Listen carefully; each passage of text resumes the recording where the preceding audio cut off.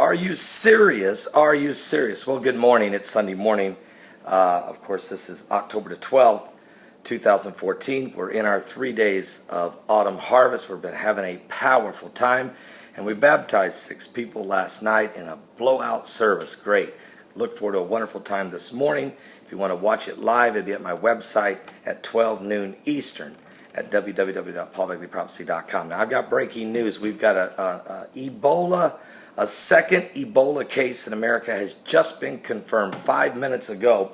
A Dallas healthcare worker who was in full protective gear when they provided hospital care for Ebola patient Thomas Duncan, who later died of Ebola. We know Thomas Duncan had been traveling. He visited family in Liberia and even helped take a young lady to the hospital and found out later she had Ebola. Well, he gets back home, and we know his story, and he ended up getting Ebola, turned away originally from the hospital, and then brought back 2 days later only to suffer and die. Well, one of the people who helped take care of him has been tested positive for the virus of Ebola and is in stable condition, according to health officials. They said in a preliminary diagnosis confirmed it would be the first time that we have an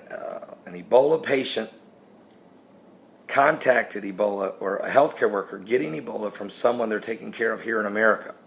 So it's the second known case of Ebola, and it's directly tied to, of course, Thomas Duncan. Now, Dr. Daniel Varga of the Texas Health Resources said during a news conference Sunday that the worker wore a gown, gloves, mask, and shield when they provided care for Thomas Eric Duncan during his second visit to the Texas Health Presbyterian Hospital.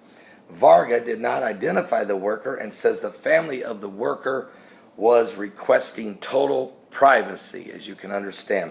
Now, Varga says the healthcare worker reported a fever Friday night as part of a self-monitoring regime required by the Atlanta-based CDC. He said another person also remains in isolation, and the hospital has stopped accepting new emergency room patients.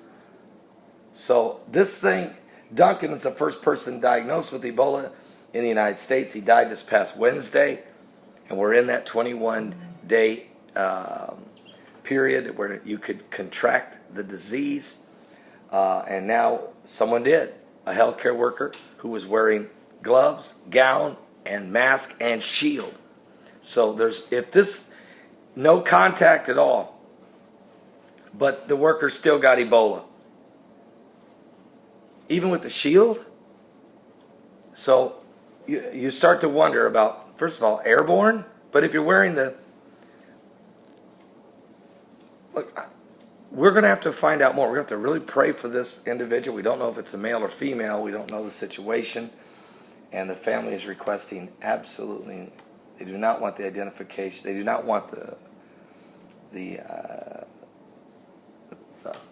family member doesn't want their loved one identified.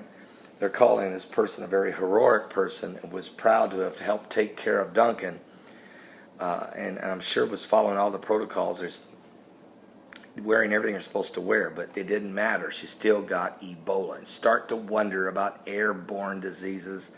I mean, we've got to stop pretending that this thing is just only being contracted one way, even though I know the medical world doesn't want to say for sure because they probably don't know for sure.